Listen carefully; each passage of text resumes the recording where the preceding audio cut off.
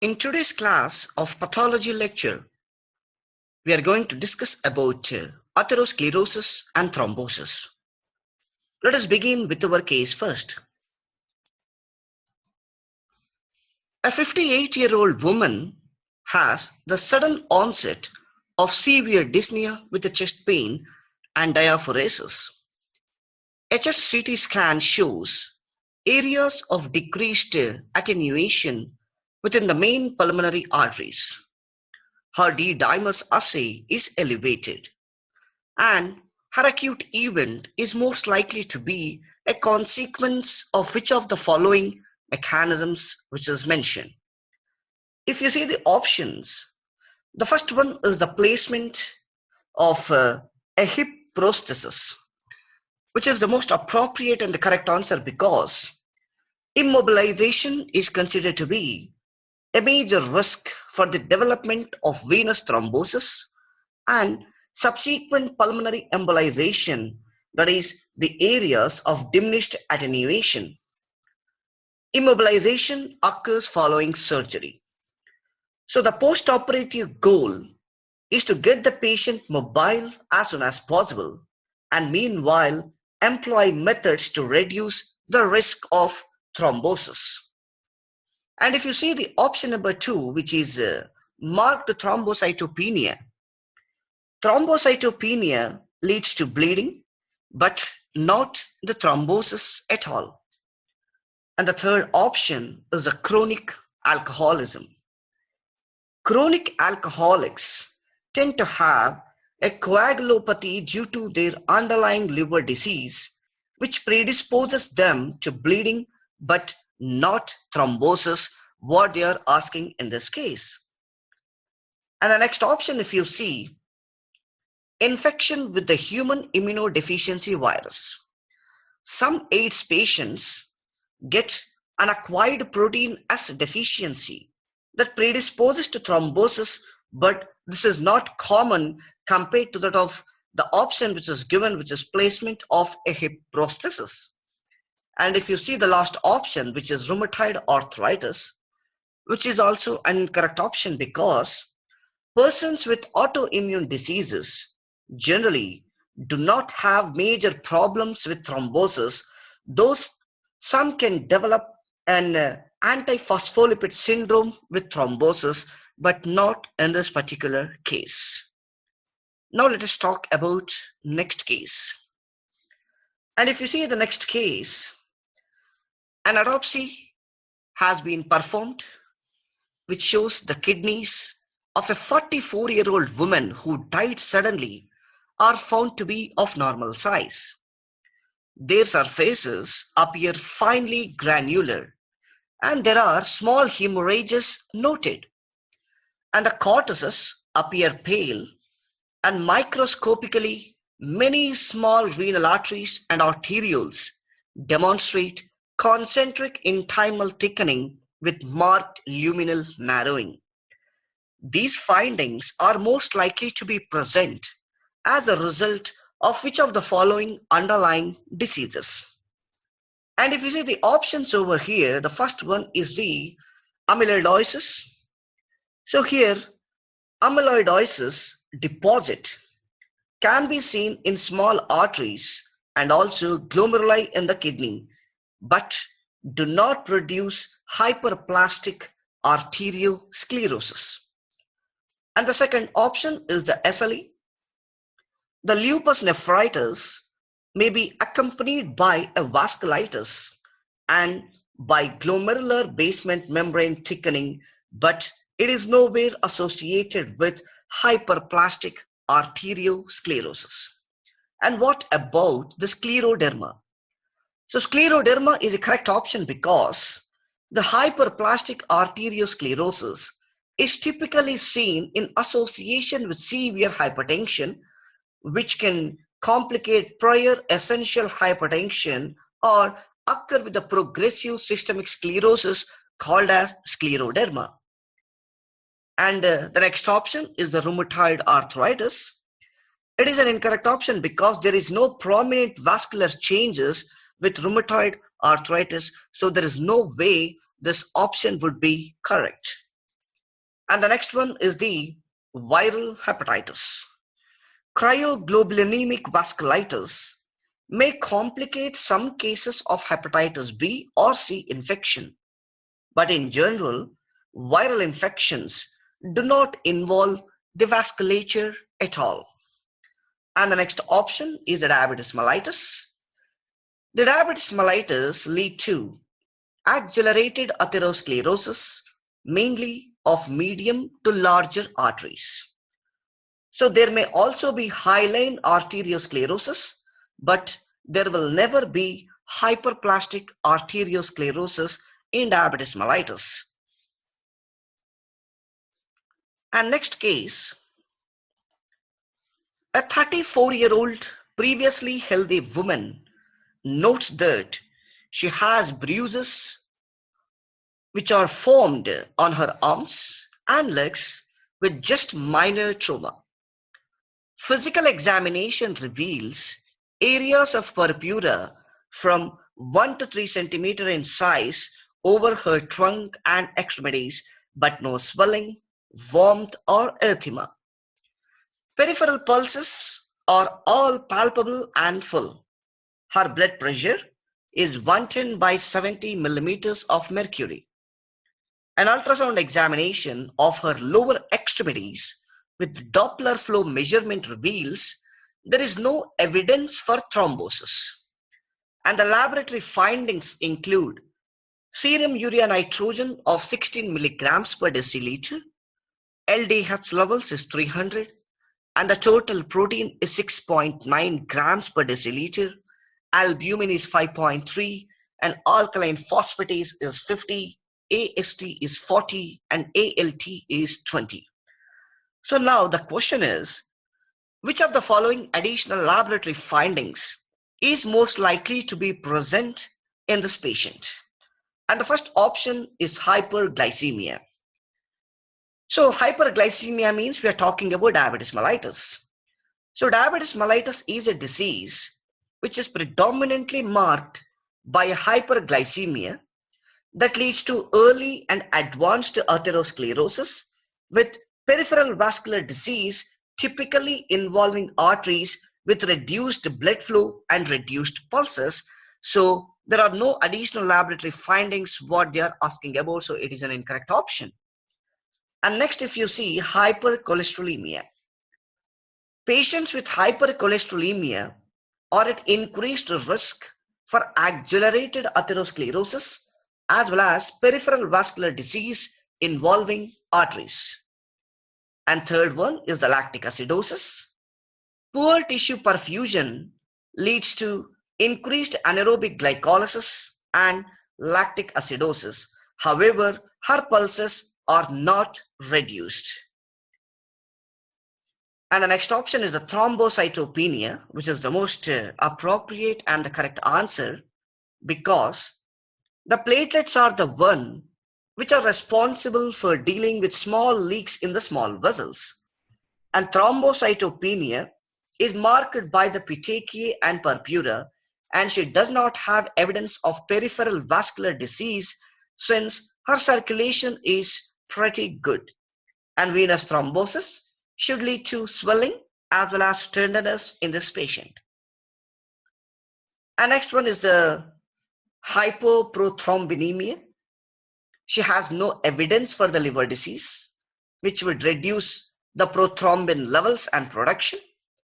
So the pattern of her bleeding fits best with the lack of platelets, but not about the coagulation factors. That's the reason this is not a correct answer. And at last is the anemia. The amount of the bleeding into soft tissues is unlikely to lower the hematocrit significantly. Bone marrow injuries that lead to reduced platelet production.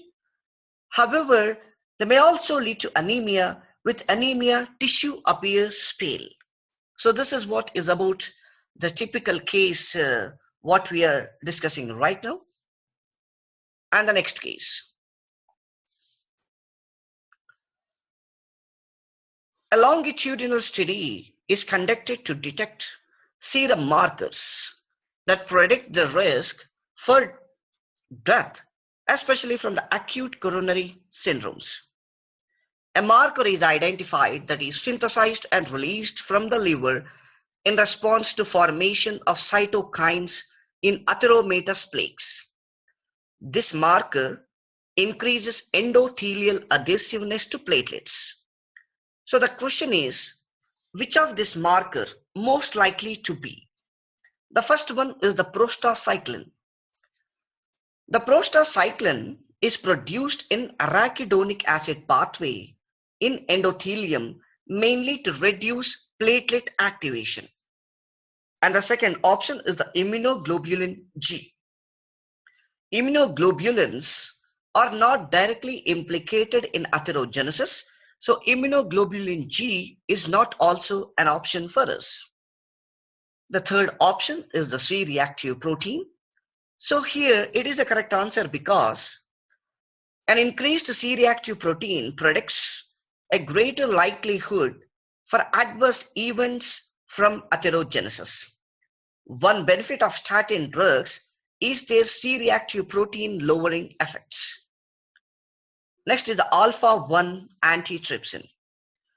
Alpha-1 antitrypsin is the major circulating antiprotease. It migrates mainly the neutrophil proteases. However, atherogenesis is not related to the neutrophil actions at all. And the next one is the acetoacetate. Free fatty acids, including acetoacetate, are released with lipolysis, but do not directly participate in the atherogenesis. So, our answer for this question is the C-reactive protein because increased in the C-reactive protein predicts a greater risk or greater adverse events from atherogenesis, and one benefit of statin drugs is their C-reactive protein lowering effects. And now let us talk about the next case. A 53-year-old woman is found on a routine physical examination to have vital signs with a temperature of 37 degrees centigrade and the pulse is 78 per minute, respiratory rate is 16, blood pressure is 165 by 110 millimeters of mercury. There are no other significant findings. She has an abdominal ultrasound examination that shows the right kidney to be atrophic. Angiography reveals markedly reduced blood flow to the right renal artery from an occlusion at the orifice in the abdominal aorta. So what is the question? Which of the following laboratory findings is she most likely to have? So if you see carefully one by one, the first one is a serum sodium of 161 millimoles per liter. So the marked dehydration or free water loss could lead to this degree of hypernatremia. Many persons with essential hypertension may have increased retention of sodium, but it is not marked by significant hypernatremia. So that's the reason it is an incorrect option. The second one is a serologic evidence of a anti-cardiolipin antibody. This is also an incorrect answer because anti-cardiolipin antibody is seen with the antiphospholipid syndrome, which is the cause for thrombosis. And it is unlikely that the selective renal artery occlusion represents a hypercoagulable state. Next is the prothrombin time of 25 seconds. So an elevated prothrombin time predisposes to bleeding, so it is not the right answer. And the next one is the plasma renin activity of 4.8 nanogram per ml per hour supine is the most appropriate and the correct answer because she has renal artery stenosis that is reducing renal blood flow on the right and stimulating the juxtaglomerular cells to secrete renin to try and raise the blood pressure to increase renal blood flow. That is the reason the plasma renin activity of 4.8 nanogram per ml per hour supine is the correct answer for this case. And the last option is the serum lactic acid of 5.5 millimoles per liter. So a decreased perfusion of the right kidney occurs over the long period of time without a significant rise in the lactate that would accompany more global hypoperfusion.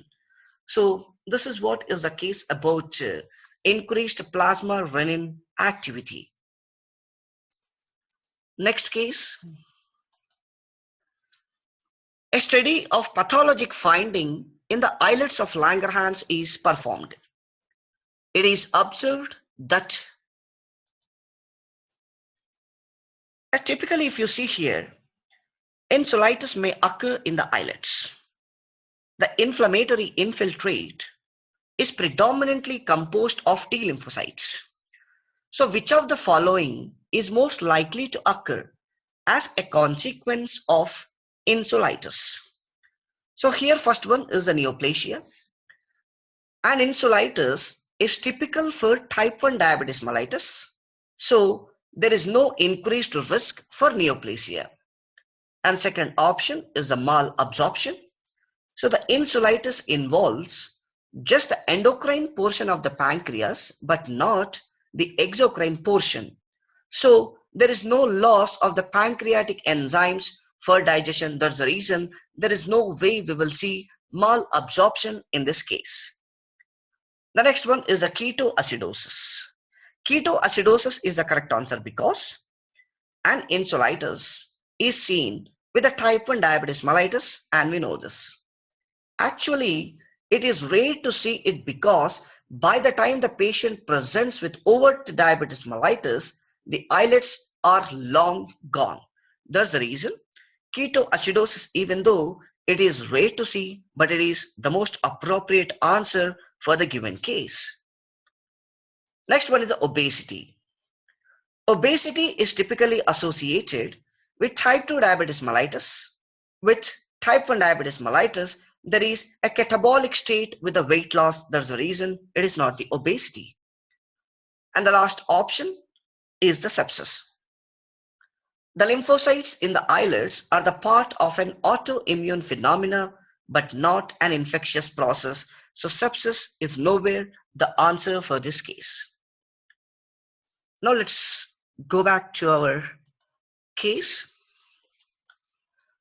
A 57-year-old man has had blood pressure measurements in the range of 160 by 95 to 180 by 110 mm of Hg for many years. He has taken no medications, and a renal scan reveals kidneys of normal size for age, and these findings would begin nephrosclerosis. So that is, especially these findings are beginning with the benign nephrosclerosis, which are most likely to occur with which of the following vascular changes. So first option is the hyaline arteriosclerosis. So here hyaline arteriosclerosis is a feature for the long-standing hypertension, and it is a part of the benign nephrosclerosis which may go on for many years with no complications. So the small arterioles are thickened with pink proteinaceous deposits which are hyaline in nature. There's a reason hyaline arteriosclerosis are the most prominent vascular changes which are seen in the benign nephrosclerosis. So the question what they asked is, these findings with benign nephrosclerosis are most likely to occur with which of the following vascular changes, and our answer should be hyaline arteriosclerosis. And the next one is the Monckeberg medial calcific sclerosis. So here the medial calcific sclerosis is a form of arteriosclerosis without significant complications. So the vascular lumen is not significantly compromised by the medial calcification. And the third one is the complex calcified atherosclerosis. Coronary artery disease is caused by atherosclerosis that can be accelerated by hypertension. Atheromatous plaques occur in medium to large sized arteries and can be complicated by calcification of the plaques. And next is the next option is the arterial mural thrombosis. Mural thrombosis typically occur in the aorta and its branches when there is severe atherosclerosis. And the last option is the hyperplastic arteriosclerosis.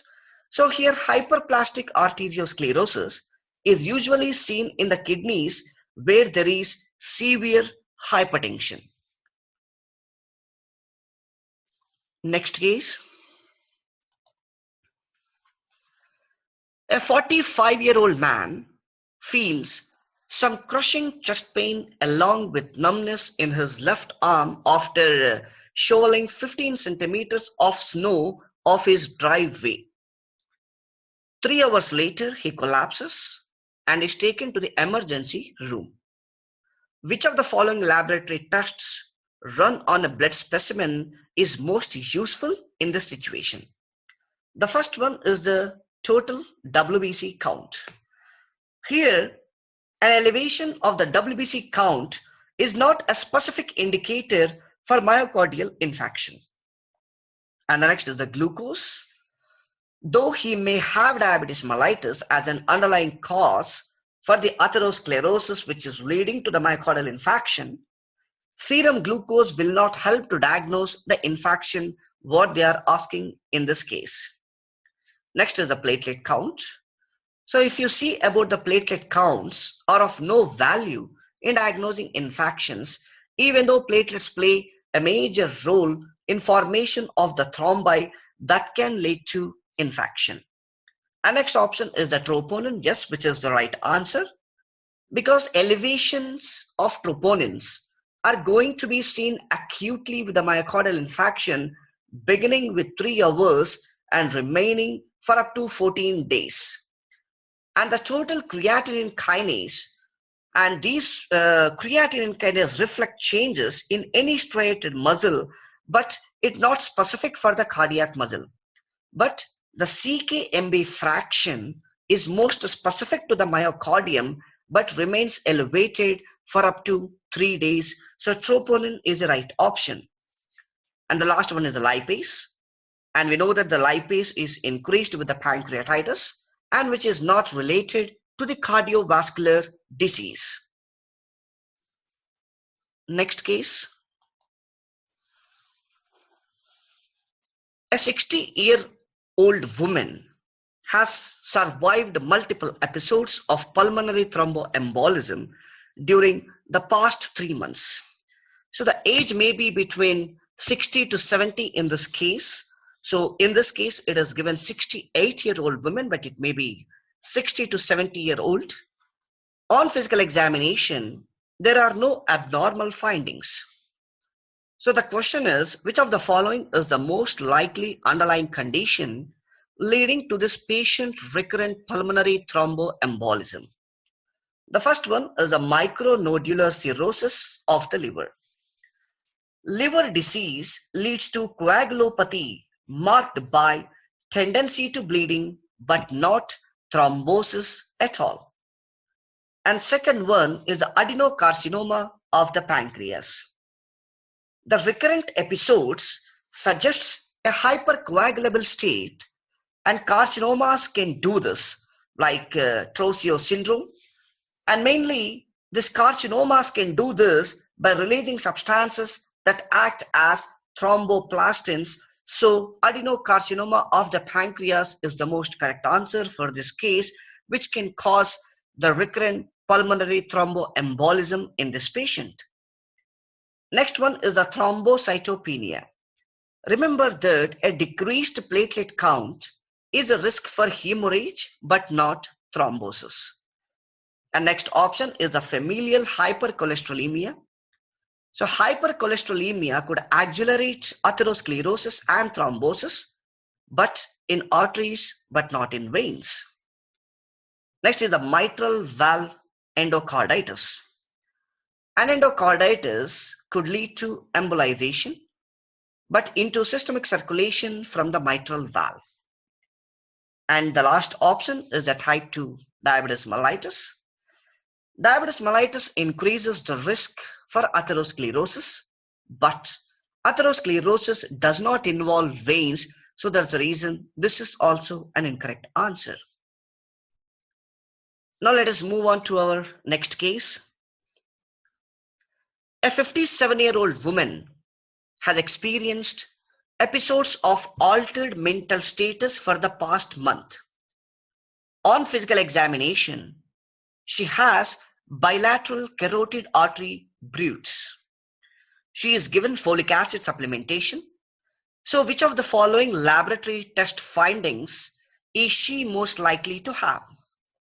And the first option is the factor V Leiden mutation. The factor V Leiden mutation is a risk for hypercoagulable state with venous thrombosis, typically manifested at a young age. Second one is the factor VIII deficiency. Factor VIII deficiency is one cause for hemophilia with risk for bleeding into soft tissues manifested early in life. And the third answer is the increased carcinoembryonic antigen. An increased carcinoembryonic antigen can be seen with some malignancies such as adenocarcinoma of the colon. In this case, the mass is an aortic aneurysm caused by atherosclerosis. Next one is the homocystinemia. An elevated plasma homocysteine level is a risk for atherosclerosis as well as thrombosis. Her findings point to transient ischemic attacks with a risk for stroke. So the carotid bruits represent arterial narrowing as a result of atherosclerosis. That's the reason homocystinemia is considered to be the correct answer in this case. The next one is the increased HDL cholesterol. HDL is the good cholesterol that tends to protect against atherosclerosis. And next case,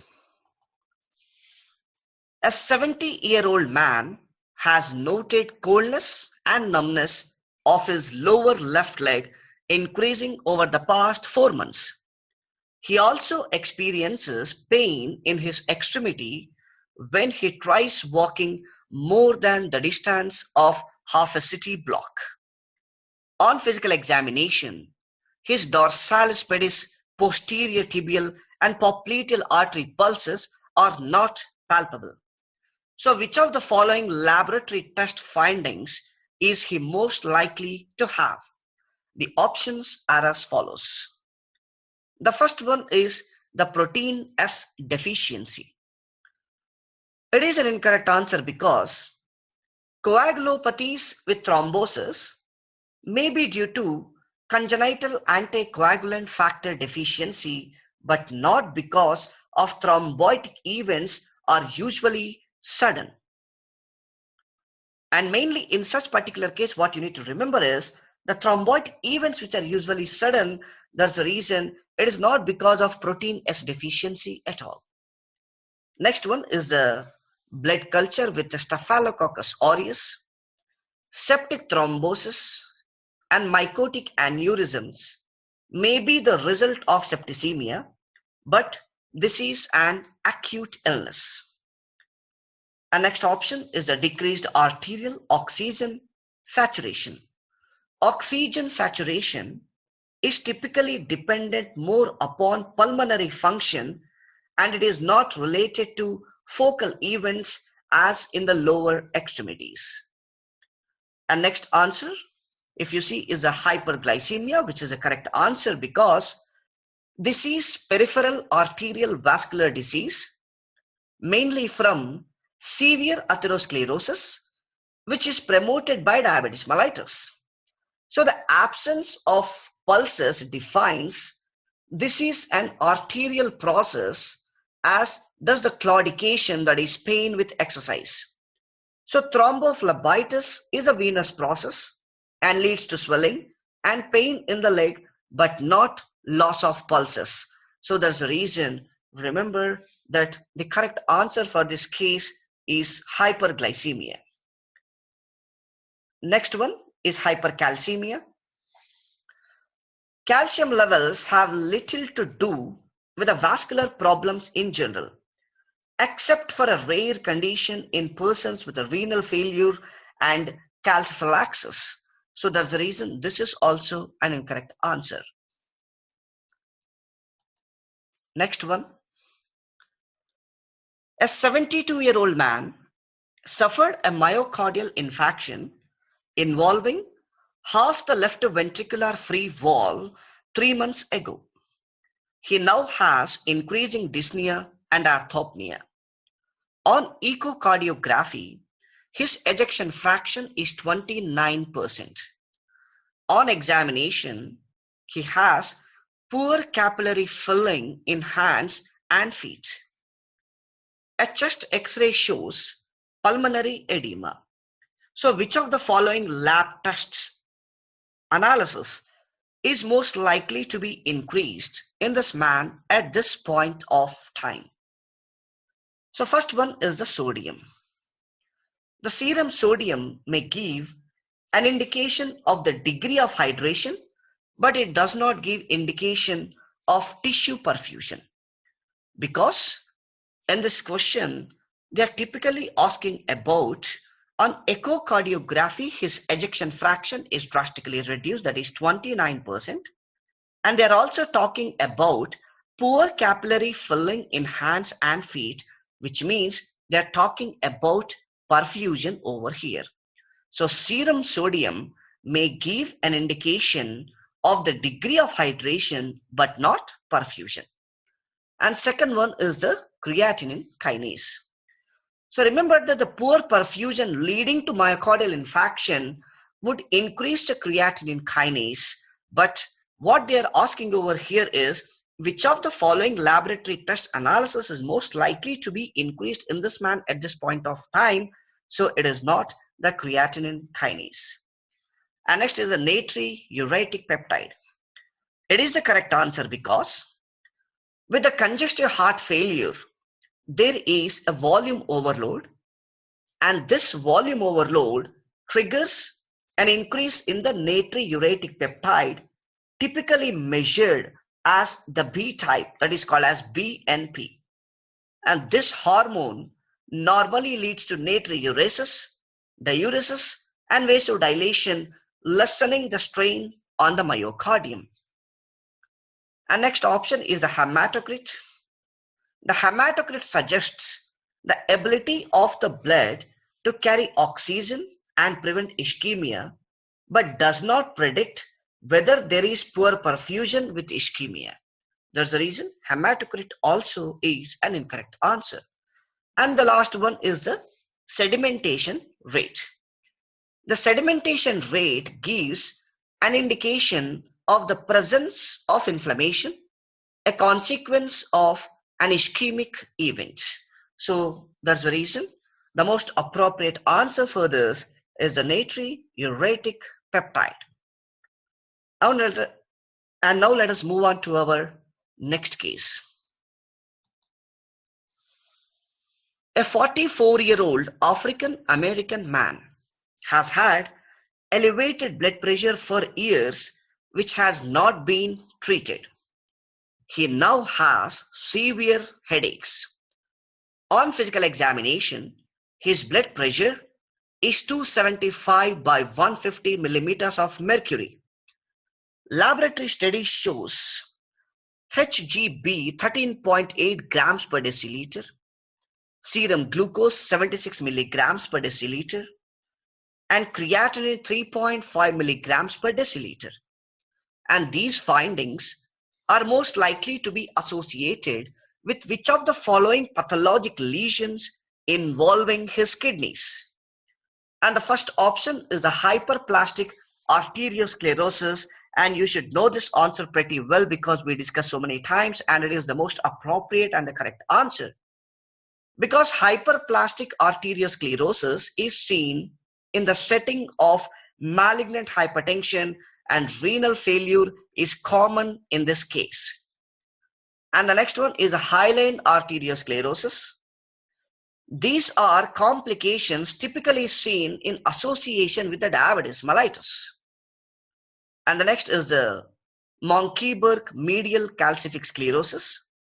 So this is an histologic curiosity with no major clinical importance. And atherosclerosis, if you see, hypertension is a risk for coronary artery disease, but malignant hypertension is not specifically linked to coronary thrombosis, so it is not related to atherosclerosis at all. And the last one is the thrombophlebitis. So venous thrombosis is most often as a result of stasis from immobilization, but which is not the option for the given case.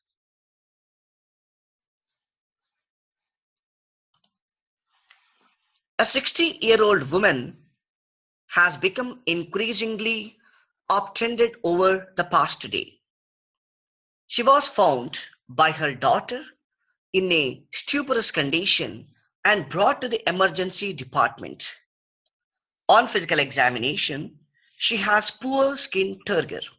She is afebrile and her vital signs reveal a blood pressure of 90/40, respiration 15 and shallow, pulse is 95 and temperature 36 degrees centigrade, and laboratory studies shows hemoglobin A1C of 10%. Her serum electrolytes show sodium of 144 millimoles per liter, potassium 5 millimoles per liter, chloride 95 millimoles per liter, and carbon dioxide 22 millimoles per liter, and glucose is 940 milligrams per deciliter. So which of the following is most likely diagnosis? First one is the insulin overdose. Remember that an overdose of insulin would lead to hypoglycemia but never be hyperglycemia, because in this case the glucose level is 940 milligrams per deciliter. And next is a hyperosmolar coma. Yes, it is correct, because if you see glucose levels 940 milligrams per deciliter, immediately without options you should see that it can cause hyperosmolar coma. So this is an extremely elevated serum glucose that would increase the serum osmolality markedly to develop hyperosmolar coma. So it is a correct answer. So next is the hyperlipidemia. Hyperlipidemia can be due to either an increased serum cholesterol or serum triglycerides, but not because of the glucose 940 milligrams per deciliter. And next is the ketoacidosis. Diabetics with ketoacidosis may have serum glucose around 500 to 600 milligrams per deciliter, but generally not over 1000 milligrams per deciliter or near to 1000 milligrams per deciliter. So it is not ketoacidosis also. Next is overeating. You can't get an extremely high serum glucose just from oral intake alone. So no way this is the right answer. Next case. A study is performed involving persons who have a history of diabetes mellitus type 1 or type 2. These patients are found to have cellular injury that results from glycosylation end products and from sorbitol accumulation within cells. The same patients are also shown to have ischemic tissue damage from accelerated and advanced atherosclerosis. So the question is, which of the following complications is most likely to result from atherosclerosis in this patient? So now, first option is the hepatic failure. Remember that the liver is not primarily affected by atherosclerosis because it has a dual blood supply. Second one is the impotence. The neuropathy that occurs with the diabetes mellitus can affect penile erection in men But the question what they asked is, which of the following complication is most likely to result from atherosclerosis in this patient? But it is not important, but it is mainly because the neuropathy part which occurs in diabetes mellitus that can affect penile erection in men, not because of atherosclerosis. And next is the stroke. Yes, it is the correct answer, because stroke from cerebral atherosclerosis or from embolization of the mural thrombi from the heart involved with the ischemic injury as the consequence of atherosclerosis. So that's the reason it is the right answer. Next are the cataracts. Cataracts involving crystalline lens of the eye are seen more frequently in diabetics, but it is not due to atherosclerosis. And next is the retinopathy. Again, same, blindness from diabetic retinopathy is frequent long-term complication of diabetes mellitus and not typically because of atherosclerosis. So that's the reason stroke is the most appropriate and the right answer given. Next case. A 30-year-old man goes to his physician for a routine health checkup. On physical examination, there are no abnormal findings.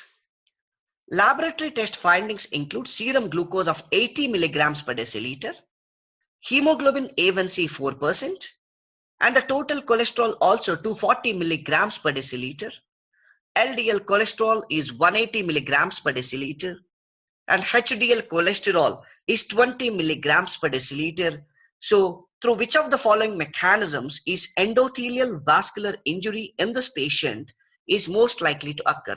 So, typically what they are asking in this case is, what is the following mechanism by which endothelial vascular injury can occur? And the first option is the accumulation of sorbitol. Remember that the accumulation of sorbitol in the tissues not requiring insulin or glucose uptake is a feature of diabetes mellitus with hyperglycemia. So that's the reason it's not an option. Next is insuration of lipids.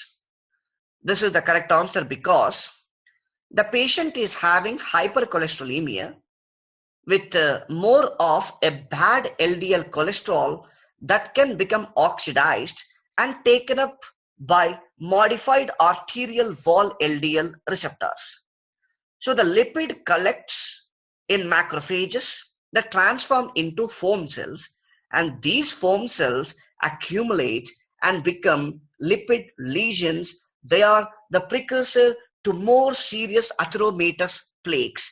That's the reason insuration of lipid is the most important mechanism for the development of endothelial vascular injury.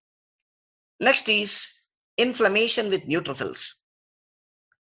Neutrophilic inflammation can be the result of infection and is unusual in arteries, and it is not related to the atherosclerosis.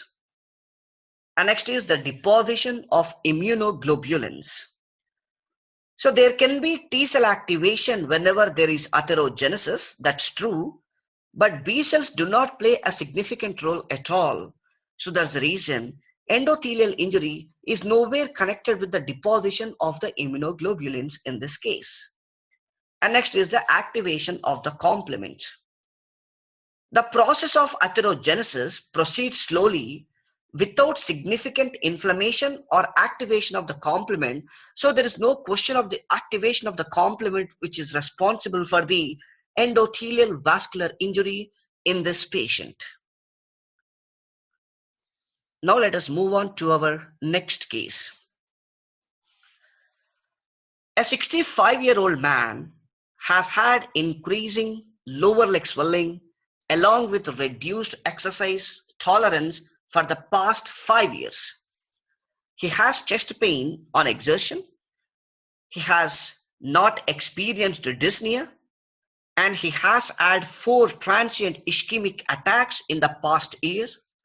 He has experienced abdominal pain in the past 2 months, and the vital signs show the temperature of 37 degrees centigrade, pulse of 82 per minute, and the respiratory rate of 16 per minute, and the blood pressure is 130 by 85 millimeters of mercury. He has pitting edema to the knees bilaterally, and the lower extremities have palpable pulses, no tenderness, and no erythema. An abdominal CT scan has been performed, which shows dilation of the abdominal aorta to 5 centimeters filled with the mural thrombus. And other family members have had similar problems. So now, which of the following underlying conditions is the most likely risk factor for his findings? The first one is the factor V Leiden mutation. Remember that the factor V Leiden mutation is the cause for hypercoagulability, usually manifesting at an early age, with a risk mainly for the venous thrombosis but not atherosclerosis. And second option, if you see, adenocarcinoma of the colon. Malignancies can be associated with hypercoagulable state with thrombosis, but not manifestations of atherosclerosis. In fact, persons with malignancies typically have a regression of atherosclerotic lesions. And next is the multiple blunt trauma.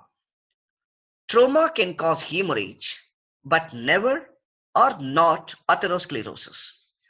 The trauma to the arterial endothelium, which promotes atherosclerosis, is from altered blood flow at a microscopic level, but not because of the external trauma. That's what you have to remember for this. So multiple blunt trauma is not a correct option. Next one is a vasculitis. Vasculitis does not typically lead to findings in a distribution associated with atherosclerosis, but some forms of vasculitis favor thrombosis and other occlusions.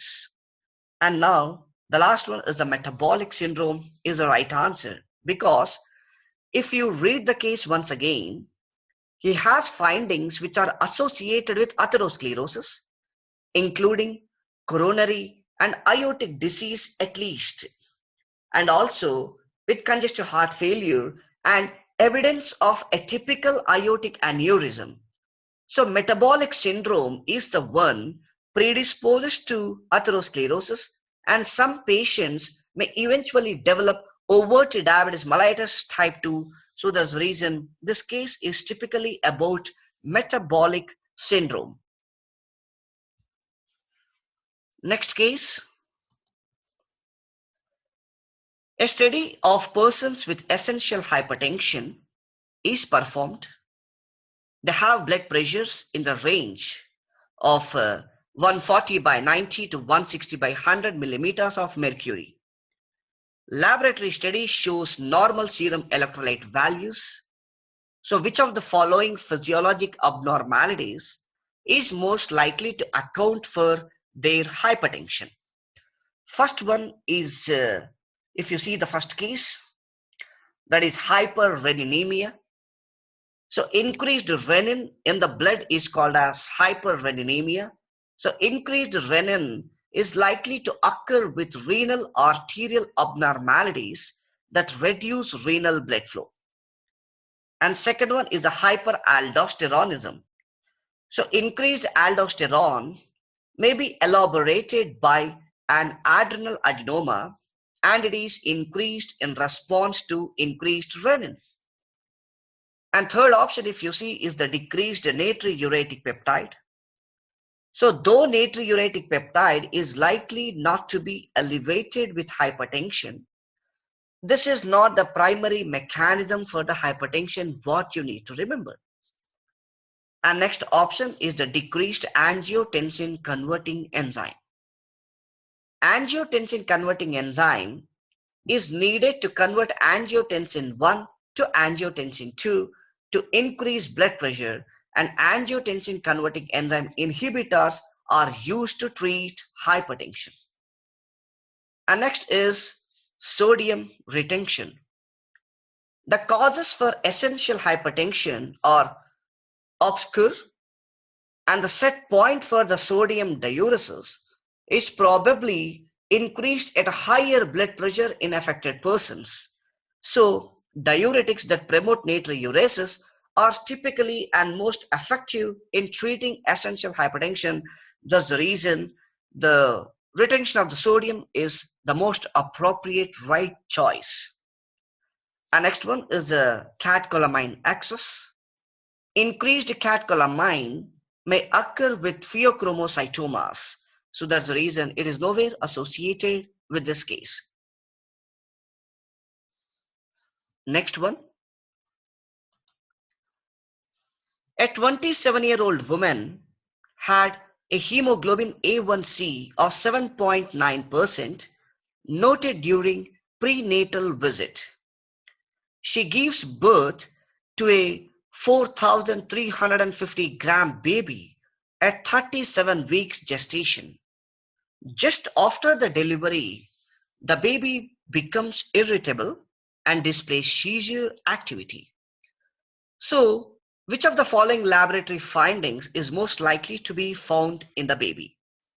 First one is the decreased hemoglobin A1C. Remember that the hemoglobin A1C is typically increased in diabetics with poor control, but not in the case what they are asking right now. And next one is the increased serum osmolality, which is nothing but about hyperosmolar coma with a markedly elevated serum glucose is a typical feature of type 2 diabetes mellitus in adults. So it is not the option. Next is the hyperlipidemia. So hyperlipidemia in neonates is unlikely to occur. So this is also an incorrect answer. Next is the hypoglycemia, as it is the correct answer because infants of diabetic mothers are at a risk of hypoglycemia following delivery because they have islet hypertrophy and hyperplasia, and increased islet production of insulin carries into immediate postpartum period. Thus the reason hypoglycemia is the typical state. That's what they are asking in this case. And the next one is the ketoacidosis. Ketoacidosis is typical for type 1 diabetes in which there is absolute insulin lack.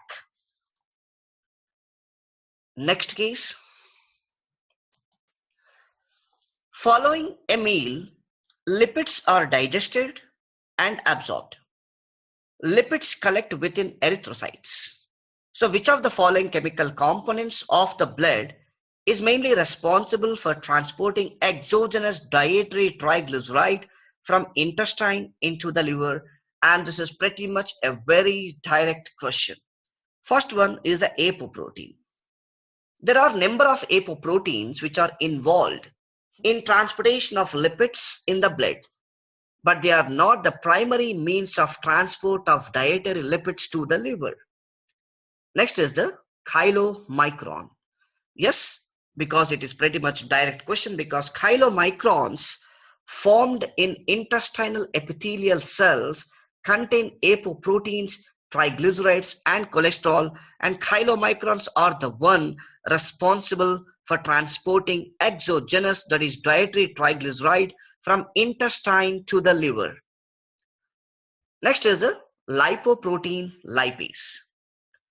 Lipoprotein lipase in endothelium hydrolyzes chylomicrons, liberating fatty acids for use by fat and muscle. So the cholesterol-rich chylomicron remnants go to the liver.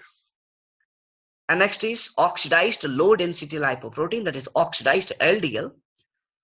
Such LDL is injurious to endothelium and is more avidly taken up by the macrophages and smooth muscles, thus promoting atherogenesis in vessels. And the last option is the high density lipoprotein HDL. We know that it is good because it transports cholesterol back to the liver. There's a reason we will say that HDL is responsible for reverse cholesterol transport. Next case.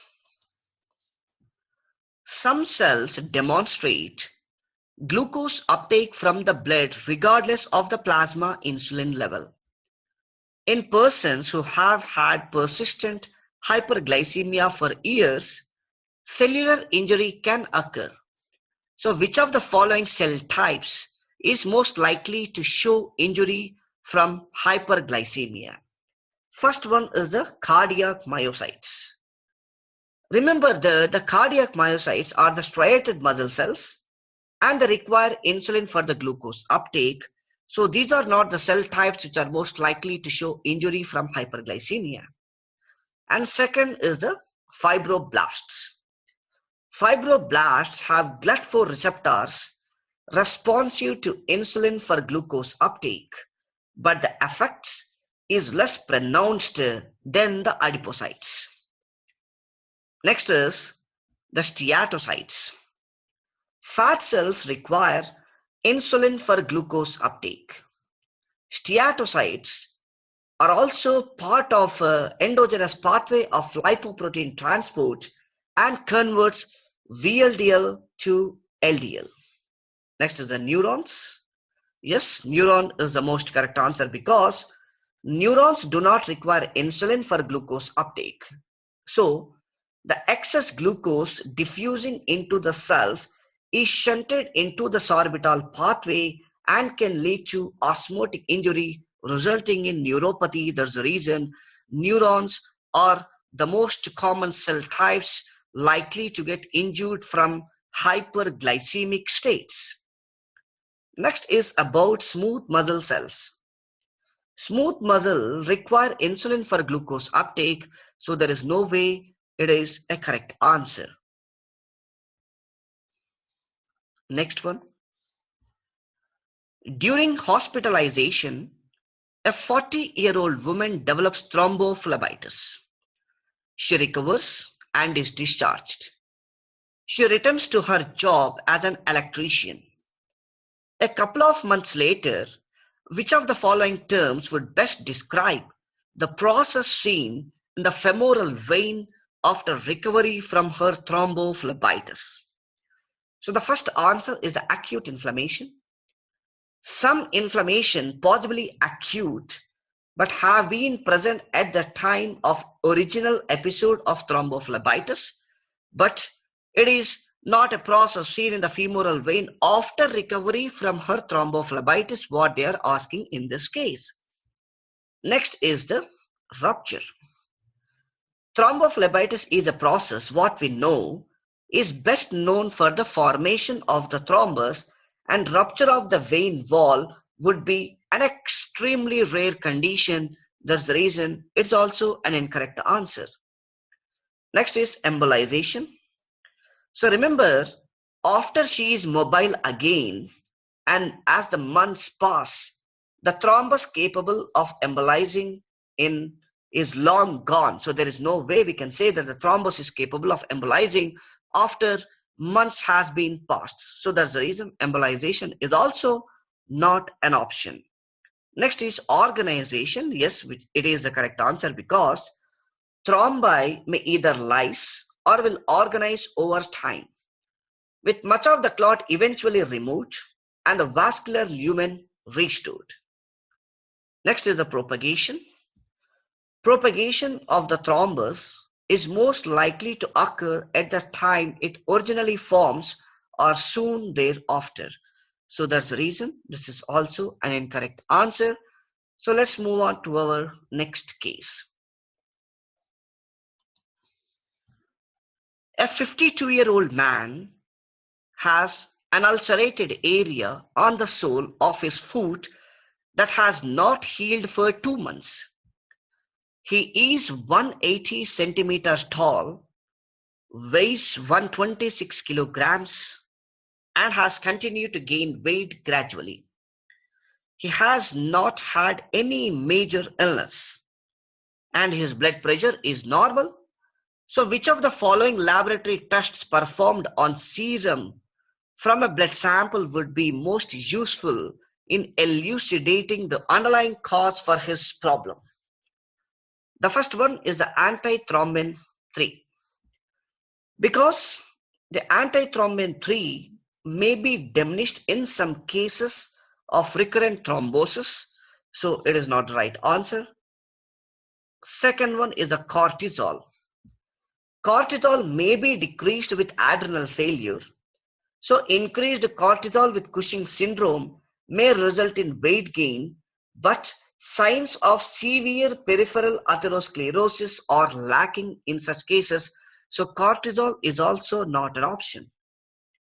Next is the creatinine kinase. Creatinine kinase, as we know, it is a good indicator for injury to the muscle and cardiac ischemia or infarction in particular, which may be a consequence of its underlying disease, but what they are asking in this case is not the correct answer. Next is the glucose. Yes, the history suggests diabetes mellitus, and most likely it is type 2, and persistent hyperglycemia would confirm the diagnosis. That's the reason glucose is the right answer. Next is the carcinoembryonic antigen. So here, carcinoembryonic antigen can be a marker for some malignancies. So it is not a right answer for this case. Next one. A 71-year-old woman experiences a transient ischemic attack. She had an acute myocardial infarction 5 years ago. So which of the following physical examination findings is most likely to be associated with her transient ischemic attack? The options are as follows. Blood pressure of 140 by 90 millimeters of mercury. A blood pressure of 140 by 90 is called as mild hypertension, which is a risk factor for atherosclerosis, but remember, not directly related to the transient ischemic attack. And second option is the carotid bruit, which is the right answer because atheromatous plaques tend to form initially where there is vascular turbulence, and the bruit is indicative of arterial narrowing and the carotid, especially at the carotid bifurcation. So the turbulence is the one which drives endothelial injury that contributes to atheroma formation. And the third one is the heart rate of 100 per minute, which is tachycardia, which may be due to many causes, but by itself does not indicate atherosclerotic disease. Next one is the leg swelling. Remember that the leg swelling is most indicative of deep vein thrombosis, but not atherosclerotic vascular narrowing, so wrong end of the body. So next is the pulsatile abdominal mass. So remember, whenever you see the word called as the pulsatile abdominal mass, is most likely to indicate an atherosclerotic aortic aneurysm, especially at the abdominal region, which leads to complications in the lower half of the body. And the last one is the radial pulses, which may be due to atherosclerosis with vascular narrowing, and the radial pulse is in the arm, we know obviously, so it is not the right answer. And the last case, a 70-year-old healthy woman has a check of her health status. On examination, her blood pressure is 125 by 80 millimeters of mercury, and basal metabolic index is 24 kilograms per meter square, and laboratory study shows her serum cholesterol is 180 with LDL cholesterol 90, and there is a family history of cancer. So the question is, which of the following is a constitutional risk factor for atherosclerotic vascular disease in this woman? First one is the age. Remember that her age is the risk factor for atherosclerosis, because if you see Her age is 70, so it is the most correct answer for this case. However, a healthy lifestyle can negate this risk, but many older persons are not pursuing a healthy lifestyle. That's the reason age is considered to be the most important constitutional risk factor for the development of atherosclerotic vascular disease. Second one is the blood pressure. Her blood pressure is not elevated. If it were, it could be modified by lifestyle changes and also by the pharmacological therapy. That's the reason it is not considered to be a very important constitutional risk factor for the development of atherosclerotic vascular disease typically in this case. Next is the family history. As you see this case, she does not have a family history of atherosclerotic disease and cancer does not count at all. And gender, her female gender reduces the risk, so it is not the appropriate choice. And hyperlipidemia, if you see the cholesterol level in this case, her cholesterol levels are in normal range, so hyperlipidemia is nowhere the cause. And next is the weight. If you see BMI is also at normal ranges, there's the reason weight is also not the correct answer. So this is what you need to know about various cases of atherosclerosis and thrombosis. And by this, we completed this session of the pathology lecture typically about atherosclerosis and thrombosis.